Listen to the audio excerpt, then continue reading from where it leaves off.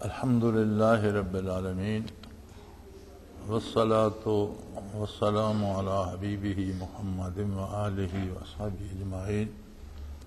اعوذ باللہ من الشیطان الرجیم، بسم اللہ الرحمن الرحیم۔ ان الدین عند اللہ الاسلام وما اختلف الذین اوتوا الکتاب الا من بعد ما جاءهم العلم بغیا بینہم ومن یکفر بآیات اللہ فإن اللہ سریع الحساب۔ اللہم سبحانک لا علم لنا الا ما علمتنا انک انت العلیم الحکیم۔ مولا یا صلی وسلم دائما ابدا علی حبیبک من زانت بہ الرسل۔ فرمایا اللہ کے نزدیک دین یقیناً قطعی بات ہے کہ اللہ کے نزدیک دین اسلام اور صرف اسلام ہے۔ اللہ کو جو منظور ہے، جو مقبول ہے، اللہ کی رضا جس میں ہے، وہ صرف اسلام ہے۔ ہمارا آج کل کا جو رویہ عامۃ المسلمین کا ہے اور مسلمان حکومتوں کا ہے، وہ ایک بڑا عجیب سا ہے کہ مذاہب کے درمیان ہم آہنگی ہونی چاہیے۔ جو بلند بانگ دعوے قیام امن کے یا انسانیت کے تحفظ کے یا لوگوں کے حقوق کے کیے جاتے ہیں، ان سے بڑھ کر اسلام نے ہر فرد انسانیت کو سلامتی کی ضمانت دی ہے، اور بنیادی بات جو ہے اسلام کی وہ یہ ہے کہ لا اکراہ فی الدین، کسی شخص پر اسلام قبول کرنے کے لیے جبر نہیں کیا جائے گا۔ تاریخ 14 صدیوں کی اس بات پہ گواہ ہے کہ آپ عہد زرعی کو چھوڑ دیں، خلفائے راشدین کے عہد کو چھوڑ دیں، خیر القرون کو چھوڑ دیں، قرون ثلاثہ کو چھوڑ دیں، جب اسلام میں مسلمانوں میں مطلق العنان حکمران آئے، بر صغیر میں کتنے یہاں مسلمان حکمران گزرے ہیں، ان کے عہد میں کس اقلیت پر کون سی زیادتی ہوئی؟ اگر کوئی غیر مسلم بھی کسی عہدے کی اہلیت رکھتا تھا تو بڑے بڑے عہدوں پر متمکن تھے، ان کے پاس جاگیریں ریاستیں بھی تھیں، ان کے جان مال آبرو کا تحفظ کیا جاتا تھا، ان کی عبادت گاہوں کو تحفظ حاصل تھا۔ بر صغیر کی تاریخ ہی دیکھ لیں۔ اسی طرح روئے زمین پر تاریخ عالم میں اسلام جہاں بھی پہنچا اس نے امن، سلامتی اور عدل کی بات کی۔ کسی کو زبردستی مسلمان نہیں بنایا گیا۔ مسلمان ریاستوں میں جو غیر مسلم رہے وہ پورے طور پر پرامن رہے۔ یہ ہم آہنگی اور یہ اتحاد تو درست ہے، لیکن کفر، شرک اور اسلام میں یہ اتحاد ممکن نہیں کہ سارے مذہب حق ہیں جی، سارے اللہ کا نام لے رہے ہیں، اب جس طرح جو لے رہا ہے وہ لیتا رہے۔ یہ بات درست نہیں ہے۔ اللہ کا نام لینے کی شرط یہ ہے کہ اللہ کا نام اس طرح لیا جائے جس طرح اللہ کو پسند ہے۔ تو یہ جو کوششیں ہو رہی ہیں کہ جی بین المذاہب مکالمہ ہو، اور اس میں اس کو مغرب کو بھی یہ بڑی شکایت ہے، بلکہ میں اس دن ان کے جو تبصرے سن رہا تھا سیٹلائٹ پہ، تو کمنٹیٹر کہہ رہا تھا کہ Islam has the monopoly on the truth, کہ مسلمانوں کا عقیدہ یہ ہے کہ سچائی پر ان کی اجارہ داری ہے، یعنی صرف یہی سچے ہیں، باقی کوئی مذہب سچا نہیں ہے۔ واقعی یہ درست ہے، یہ مناپلی کی بات نہیں ہے، یہ مسلمانوں کی مناپلی نہیں ہے۔ اگر یہ مناپلی ہے تو پھر اس کی ہے جس کی رضا کے لیے مذہب بنتا ہے۔ مذہب کی ضرورت کیا ہے؟ دین کسے کہتے ہیں؟ وہ نظریہ، وہ عقیدہ، وہ رویہ، وہ کردار جس پر خالق کائنات، مالک الملک، اللہ کا خالق، مالک، اور جس کے پاس انسان کو واپس جانا ہے، انسانوں کا وہ خالق جو انسانوں کو پال رہا ہے، جس نے انسانوں کو سوچ بچار کردار کی قوت دی ہے، جو انسانوں کو موت دیتا ہے، موت کے بعد حیات دیتا ہے، اور روز حشر جس کے سامنے سب نے پیش ہو، وہ جس بات پہ راضی ہو، اس عمل کا نام دین ہے۔ اب اس بات کی گواہی کون دے؟ کیسے پتہ چلے کہ یہ دین ہے، اس میں اللہ کی رضا ہے، یہ ایک منصب ہے نبوت کا؟ اس پہ گواہی ہوگی آقا نامدار حضرت محمد الرسول اللہ صلی اللہ علیہ وآلہ وسلم۔ ہمارے پاس یہ اللہ کا کلام ہے، 30 پارے ہیں، پوری انسانی زندگی کا لاہ عمل ہے۔ جہاں جہاں ضرورت پڑی تاریخ عالم سے اس نے حوالے دیے ہیں، عقائد و نظریات سے لے کر اعمال و کردار تک، خرید و فروخت اور بیع و شراء سے لے کر اصول حکمرانی تک، جنگوں اور صلح کے اصول، پوری انسانی زندگی کو زیر بحث لایا ہے۔ لیکن ہمارے پاس کیا دلیل ہے کہ یہ اللہ کی کتاب ہے؟ ہمارے پاس دلیل یہ ہے کہ اللہ کے رسول صلی اللہ علیہ وسلم نے بتلایا ہے کہ یہ اللہ کی کتاب ہے۔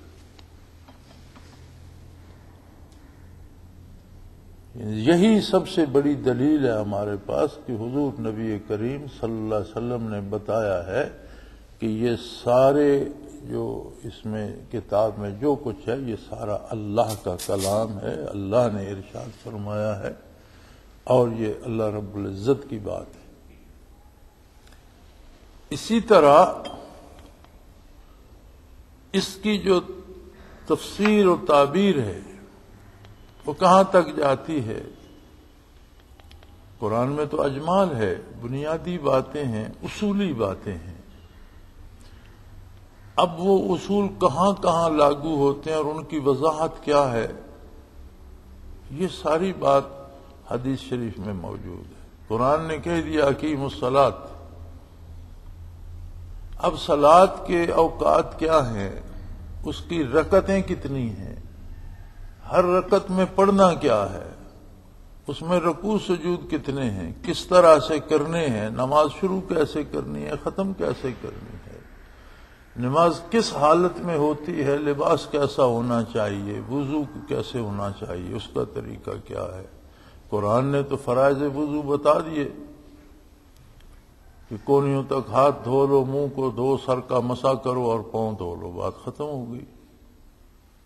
اب اس کی آگے وضاحت کہاں سے ملے گی، ترتیب کہاں سے ملے گی، پہلے کون سا کام کرنا ہے، بعد میں کون سا کام کرنا ہے، وہ ساری بات اس ہستی نے بتائی جس نے یہ بتایا کہ یہ قرآن ہے اور یہ فرائض نبوت میں ہے۔ جس طرح قرآن صرف نبی علیہ الصلوۃ والسلام نے سنا، اب آپ پر وحی نازل ہوتی تو بعض اوقات صحابہ کرام کے مجمع میں بھی وحی نازل ہوتی، لیکن وحی الہی کو سنتے صرف محمد الرسول اللہ، کوئی دوسرا ایسا گواہ نہیں ہے۔ صحابہ کرام میں بھی جو کہے جناب میں بھی سن رہا تھا یہی الفاظ تھے، نہ، صرف ایک ہستی کی شہادت ہے اصدق الصادقین صلی اللہ علیہ وسلم کی کہ یہ وحی نازل ہے۔ اور جب وحی نازل ہوتی، حضور آیت تلاوت فرماتے تو اکثر اوقات یہ واقعہ سیرت میں ملتا ہے کہ آپ صحابہ کرام پہ سوال کر دیتے جو عرب کے چنے ہوئے لوگ تھے اور فاضل تھے، زبان کے ماہر اور زباندان تھے، کہ بھئی کیا سمجھتے ہو کہ یہ جو جملہ، یہ جو آیہ کریمہ ہے، اس سے کیا مراد ہے؟ کبھی کسی صحابی نے یہ جرأت نہیں کی کہ جی میری سمجھ میں یہ آتا ہے کہ اس سے یہ مراد ہے، بلکہ سب یک زباں عرض کرتے تھے کہ اللہ و رسولہ عالم۔ جتنی دفعہ حضور نے یہ سوال فرمایا کہ بھئی یہ آیہ کریمہ نازل ہوئی ہے اور کیا سمجھتے ہو تم، اس سے کیا مراد ہے، تو سب نے ہر بار یہی عرض کیا اللہ و رسولہ عالم، اللہ بہتر جانتا ہے، اللہ کا رسول بہتر جانتا ہے، آپ کے بتانے سے ہم جانیں۔ اور یہی اصول قرآن نے بتایا لِتُبَيِّنَ لِلنَّاسِ مَا نُزِّلَ إِلَيْهِمْ، فرائض نبوت میں ہے کہ آپ لوگوں کو بتائیں کہ ان پر کیا نازل ہوا۔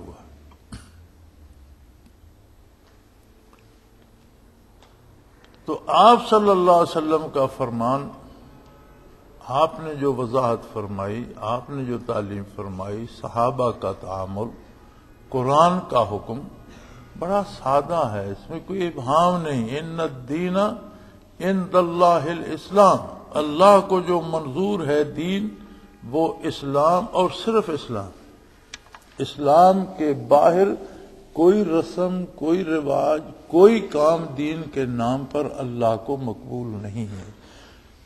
پہلے جو انبیاء علیہ السلام تشریف لائے، سب کی نبوت پر ایمان لانا ضروری ہے، ان کو نبی ماننا ضروری ہے۔ کسی بھی نبی کی نبوت کا انکار انسان کو اسلام سے خارج کر دیتا ہے، لیکن اتباع محمد الرسول اللہ صلی اللہ علیہ وسلم کا ہوگا۔ حتیٰ کہ اس حد تک ملتا ہے سیرت میں اور احادیث میں کہ کسی آدمی کو تورات کا ایک کوئی پرانا ورق مل گیا، اس نے سیدنا فاروق اعظم رضی اللہ عنہ کو دے دیا، وہ مسجد نبوی میں بیٹھے تھے یا مسجد نبوی میں تشریف لے آئے۔ اب بات تو یہ تھی کہ اس کی عبارت شاید حضور کو دکھانا چاہ رہے ہوں، یہ سمجھنا چاہ رہے ہوں کہ حضور تورات میں بھی یہ تھا، قرآن میں بھی یہ ہے۔ جیسا آج کل ایک رواج نکلا ہوا ہے کہ جی ہم نے قرآن کو سائنس سے ثابت کر دیا، ہم نے قرآن کو تورات اور انجیل سے ثابت کر دیا۔ یہ سب فضول ہے۔ قرآن کو کسی کی شہادت کی ضرورت نہیں ہے، نہ تورات کی، نہ انجیل کی، نہ سائنس کی، بلکہ تورات کو، انجیل کو اور سائنس کو قرآن کی ضرورت ہے کہ ان کتابوں میں تحریف ہو چکی، اب ان میں کوئی بات اصلی بھی ہے، جس بات کی قرآن تائید کرتا ہے وہ اصلی ہے، یعنی وہ خود محتاج ہیں قرآن کی شہادت کی۔ سائنس ہمارے سامنے ہے، صدیوں بھٹکنے کے بعد کسی ایک حقیقت تک پہنچتی ہے جس کی وضاحت قرآن نے صدیوں پہلے فرما دی۔ آج آپ کے پاس آلات ہیں، مشینیں ہیں، آپ ایک حاملہ خاتون کا ڈاکٹر معائنہ کرتا ہے، وہ مشین لگاتا ہے، وہ کہتا ہے جی بچہ ہے، جی صحت مند ہے، جی نہیں صحت مند، جی بچی ہے، جی بچہ ہے۔ اور وہ بھی میں نے دیکھا کہ آج اس زمانے میں بھی وہ غلط ہو جاتا ہے۔ لیکن بہرحال چلو سائنس نے دریافت کر لیا کہ جی وہ اتنا اس طرح سے نطفہ رحم میں پہنچتا ہے، اتنا وقت میں وہ خون بنتا ہے، اتنے وقت میں گوشت بنتا ہے، پھر اس میں ہڈیاں بنتی ہیں، پھر اتنے عرصے بعد اس میں روح پیدا ہو جاتی ہے، روح پھونکی جاتی ہے، وہ زندہ ہو جاتا ہے۔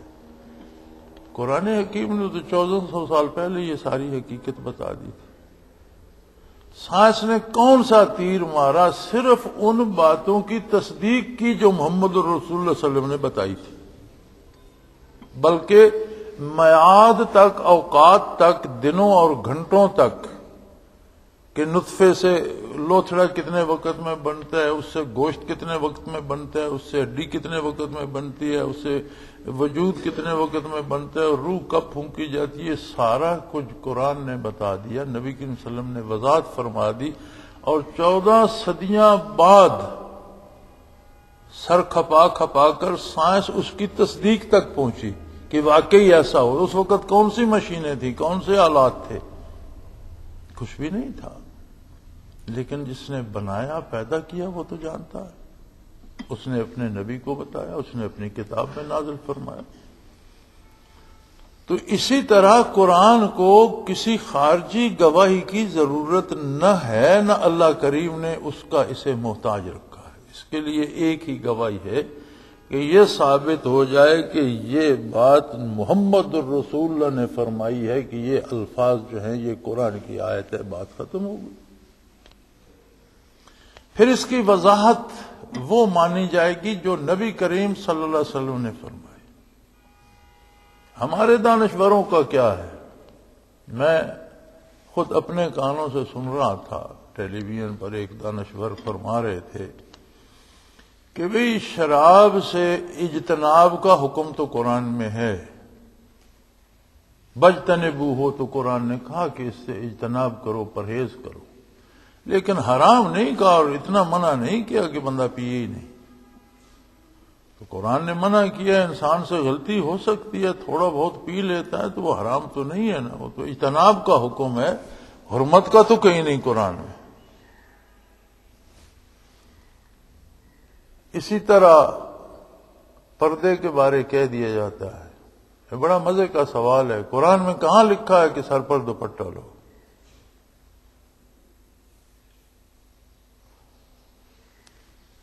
تو میرے بھائی دیکھنا یہ پڑے گا کہ قرآن کی وضاحت، تفسیر و تعبیر اللہ کے جس رسول نے قرآن بتایا اس نے قرآن کی تعبیر بتائی۔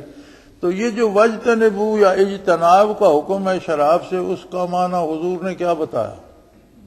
آپ نے فرمایا کہ آج کے اس لمحے سے شراب حرام ہے،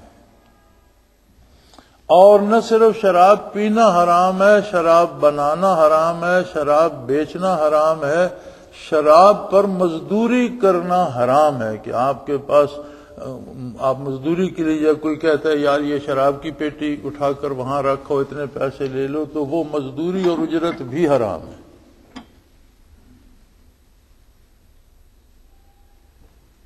اب کسی کو اگر یہ عادت بد ہے تو وہ پیے، لیکن اسے حرام تو سمجھے، شاید کبھی توبہ کی توفیق مل جائے۔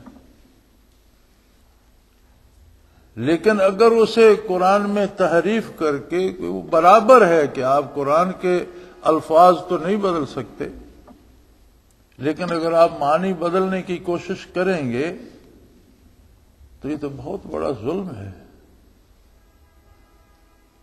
اسی طرح مذہب میں جو آج کل ہم آہنگی پہ زور دیا جا رہا ہے، تو یہ ہم آہنگی اور یہ اتفاق اسلام قبول نہیں کرتا کہ وہ کہے جی ہندو مت بھی ٹھیک ہے، موجودہ دور کی عیسائیت بھی ٹھیک ہے، یہودیت بھی ٹھیک ہے، لہذا سارے حق پر ہیں، مل جل کر کریں۔ یہ نہیں ہو سکتا۔ حق صرف اسلام ہے، سارے گمراہ ہیں۔ کسی کا جی چاہے تو اس حقیقت کو مانے، نہ چاہے تو نہ مانے۔ یہ الگ بات ہے کہ کوئی یہودی رہنا چاہتا ہے رہے، اسے اسلام مجبور نہیں کرتا، کوئی عیسائی رہنا چاہتا ہے رہے، کوئی ہندو رہنا چاہتا ہے رہے، کوئی کسی اور فرقے میں رہنا چاہتا ہے رہے، اس سے آزادی ہے۔ اللہ نے اسے زندہ رہنے کا حق دیا ہے، اللہ کے حکم سے کوئی اس کی جان نہیں لے سکتا۔ اللہ نے اسے عقیدہ رکھنے کا حق دیا ہے، کوئی اسے اس بات پر اس سے زبردستی نہیں کر سکتا کہ تمہارا عقیدہ یہ کیوں ہے یا وہ خود پوچھے گا۔ لیکن حق کیا ہے؟ صرف اسلام، اسلام اور صرف اسلام، اس میں کوئی سمجھوتے کی گنجائش نہیں ہے۔ ان الدین عند اللہ الاسلام، یقیناً اللہ کے نزدیک دین اسلام ہے۔ اور دین کا مطلب ہوتا ہے کسی بھی کام میں یہ عقیدہ ہونا کہ اس میں اللہ کی رضا ہے اور اس پر اللہ ثواب دے گا، بہتر اجر دے گا، وہ دین ہوتا ہے۔ مذاہب بے شمار ہو سکتے ہیں، مذہب ہوتا ہے طرز حیات، جسے آپ کلچر کہتے ہیں، تہذیب کہتے ہیں، اسے عربی مذہب بھی کہتے ہیں، چلنے کا راستہ، ذہب یذہب سے، جس ایک بیٹن ٹریک، لوگ جس طرح سے چلتے ہیں اپنی زندگی میں، جو روش اختیار کرتے ہیں، وہ مذہب ہے۔ مذاہب بے شمار ہو سکتے ہیں، لیکن دین صرف ایک ہے، اور دین ہے اسلام، یعنی زندگی کا وہ طرز جس میں نظریے سے لے کر عمل تک اللہ کی رضا اور پسند کے مطابق ہو، یہ اسلام اور صرف اسلام ہے۔ مغرب کو یہ بڑا شکوہ ہے کہ مسلمان جو ہیں they have monopoly of the truth, کہ یہ اپنے اس پہ سچائی پہ یہ کہتے ہیں ہماری اجارہ داری ہے اور کسی کے پاس سچائی ہے ہی نہیں۔ یہ ہماری اجارہ داری نہیں ہے، یہ وہ بتا رہا ہے جس کی رضا کے لیے دین اختیار کیا جاتا ہے۔ دین کا حاصل کیا ہوتا ہے کہ ہمارا پالنے والا، ہمارا پیدا کرنے والا اور وہ ہستی جس کے پاس ہمیں واپس جانا ہے، اس کی رضامندی نصیب ہو، یہ دین کا حاصل ہے۔ فرمایا یہ راستہ اسلام اور صرف اسلام ہے۔ اور وہ میں عرض کر رہا تھا کہ سیدنا فاروق اعظم وہ ورک لیے ہوئے تورات کا مسجد نبوی میں بیٹھے تھے اور دیکھ رہے تھے، حجرہ مبارک سے نبی کریم صلی اللہ علیہ وسلم جلوہ افروز۔ آپ نے پوچھ لیا کہ عمر کیا دیکھ رہے ہو؟ یا رسول اللہ یہ تورات کا ایک ورق کسی نے مجھے دیا ہے تو میں دیکھ رہا ہوں کہ اس میں کیا کیا لکھا ہوا تھا. تو آپ کا رخ انور متغیر ہو گیا. حضور صلی اللہ علیہ وسلم جب کسی بات پہ خفا ہوتے تو رخ انور پہ وہ اثر آ جاتا تھا تو رخ انور متغیر ہو گیا. آپ نے فرمایا لو کان موسیٰ حیًّا، تو ہم تو تورات کا ایک کوئی ورق پھٹا ہوا کہیں سے ملا وہ لے کر اسے پڑھنے کی کوشش کر رہے ہو. آج اگر خود موسیٰ علیہ السلام اسی طرح بقید حیات اسی مادی زندگی میں یہاں موجود ہوتے لما وسعہ الا اتباعی او کما قال رسول اللہ صلی اللہ علیہ وسلم، تو خود موسیٰ کو بھی میرے اتباع کے بغیر کوئی چارہ نہ ہوتا. آج اگر خود موسیٰ اس مادی حیات اور مادی وجود کے ساتھ یہاں زندہ موجود ہوتے تو موسیٰ علیہ السلام کو بھی میرے اتباع کے بغیر کوئی چارہ نہ ہوتا. تم تورات سے کیا تلاش کر رہے ہو؟ تمہارے پاس اللہ کا قرآن موجود ہے. اب اگر اس بات پہ کوئی خفا ہوتا ہے کہ نہیں جی وہ دین جو موسیٰ علیہ السلام پر آیا تھا وہ بھی حق ہے، ٹھیک ہے وہ حق تھا جب تک تھا، کتاب سچی تھی جو منزل من اللہ. آپ لوگوں نے کتاب بھی بدل دی، اس میں تحریف کر دی، نظریات بھی بدل دی، عقائد بھی بدل دی، اور اگر آپ نہ بھی بدلتے تو اس کا عہد ہی ختم ہو گیا اور محمد الرسول اللہ صلی اللہ علیہ وسلم مبعوث ہوئے ساری انسانیت کی طرف. ایھا الناس انی رسول اللہ الیکم جمیعا، اے اولاد آدم میں تم سب کی طرف اللہ کا رسول ہوں. تو سارے پہلے دین ختم ہو گئے. اب کیا ہوگا؟ وہ دین ہے جو محمد الرسول اللہ نے بتلایا اور وہ اسلام ہے جو حضور نے بتایا. تو فرمایا ان الدین عند اللہ الاسلام، اللہ کو جو منظور ہے وہ دین صرف اور صرف اسلام ہے.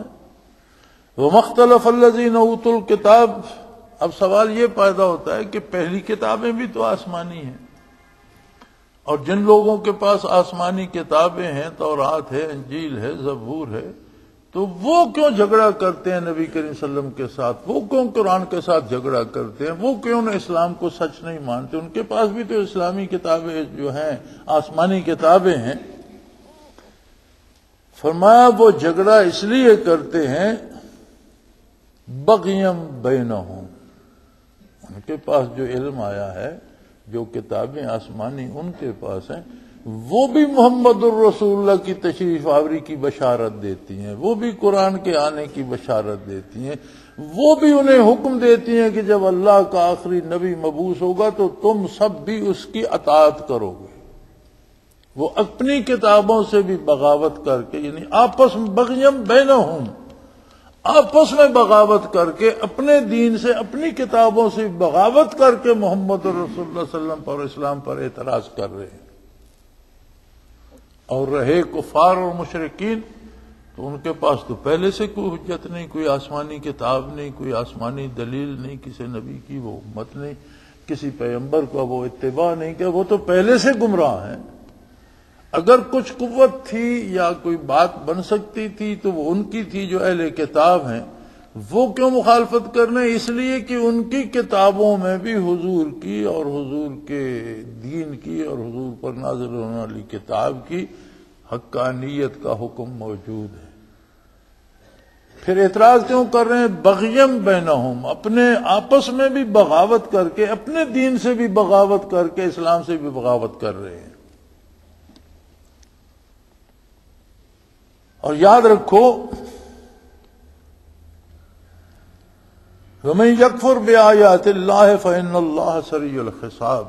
یہ مت بھولو کہ اللہ کی آیات کی مخالفت کر کے یا ان کی غلط تعبیریں کر کے تم دنیا کی عیش و عشرت کر لو گے.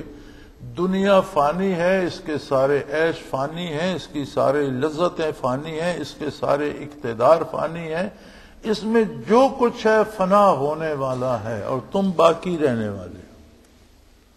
تمہیں ہمیشہ رہنا ہے، تمہیں اللہ کے حضور پیش ہونا ہے. اور اللہ بہت جلد حساب لینے والا ہے۔ قیامت کو دور مت سمجھو، یہ رات دن جو لوگ مر رہے ہیں، حضور صلی اللہ علیہ وسلم نے فرمایا کہ موت بھی قیامت صغریٰ ہے۔ من مات فقد قام قیامت ہوا کما قال رسول اللہ صلی اللہ علیہ وسلم، کہ جو مر جاتا ہے اس کی قیامت تو قائم ہو جاتی ہے، اس سے تو پرسش احوال شروع ہو جاتی ہے۔ یوم حشر تو قائم ہوگی لیکن ایک چھوٹی سی قیامت تو اس کے گلے، اس کی انفرادی قیامت تو اس کے گلے پڑ جاتی ہے۔ یوم حشر تو ساری انسانیت کی قیامت یکجا برپا ہوگی، لیکن اس کی ذاتی قیامت تو برپا ہو جاتی ہے، اس کا حساب کتاب تو شروع ہو جاتا ہے۔ تو فرمایا اللہ بہت جلد حساب لینے والے ہیں۔ وآخر دعوانا الحمدللہ رب العالمین۔